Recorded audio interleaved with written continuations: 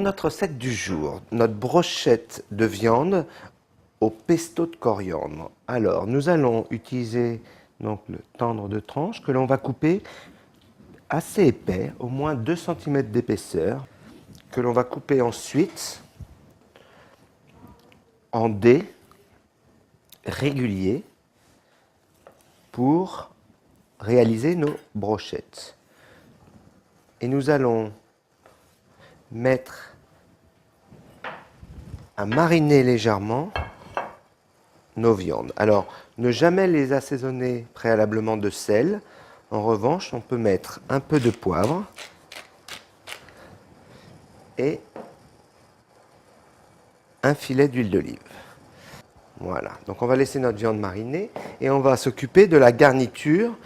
Donc là, ce que l'on fait, c'est qu'on va cuire nos pâtes sèches. Alors d'habitude, on a l'habitude de les cuire dans de l'eau. Moi, j'ai choisi de vous montrer de les cuire dans un bouillon de volaille.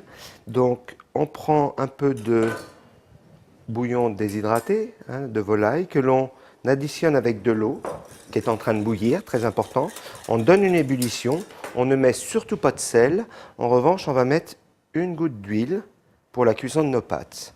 Donc l'eau bout, on va pouvoir mettre nos pâtes et les cuire le temps indiqué sur l'emballage.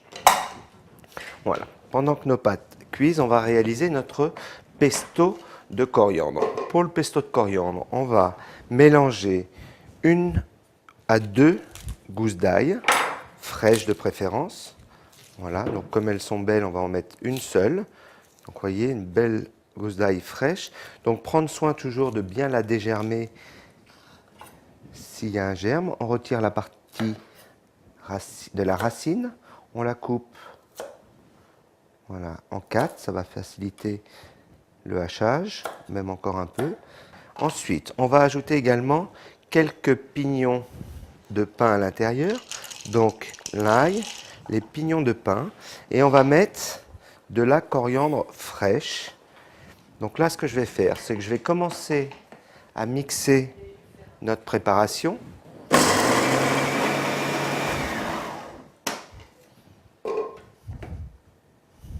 Voilà, donc c'est très important de ne pas trop, voyez, faire tourner avec les herbes pour éviter qu'elles noircissent.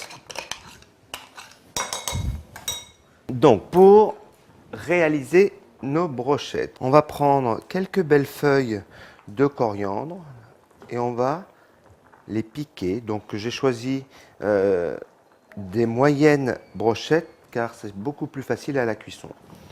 Donc on fait chauffer la poêle, on met une noisette de beurre. Pendant ce temps-là, nos pâtes cuisent gentiment. Donc on va prendre soin de bien les égoutter après la cuisson et de ne surtout pas les rafraîchir pour éviter de les laver. Voilà. Donc très important de choisir aussi un volume de poêle qui soit régulier pour éviter de brûler le beurre. Et là, une fois qu'on les a déposés dans la poêle, nos morceaux de viande, vous voyez, on n'y touche pas et on les laisse bien caraméliser de chaque face.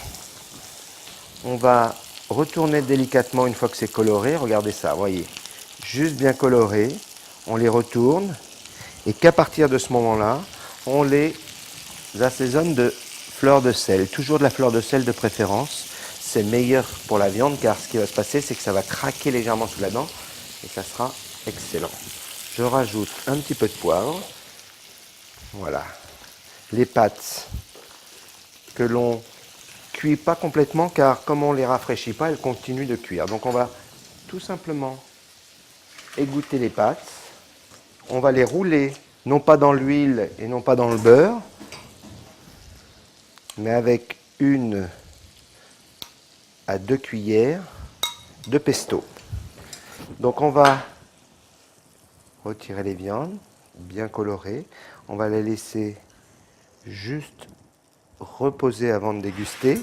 On va juste faire saisir la poêle et je vais mettre à l'intérieur 1 cuillère de pesto. Vous voyez, comme ça, on utilise la même casserole. Voilà, on éteint, c'est prêt. Il n'y a plus qu'à rouler légèrement nos brochettes à l'intérieur pour qu'elles prennent vraiment le goût. Et on n'a plus qu'à dresser ça avec nos pâtes. Et on parsèmera de parmesan en copeaux au dernier moment. Regardez, juste comme ça avec l'économe, ça va nous faire des beaux copeaux dans les pâtes. Un vrai régal.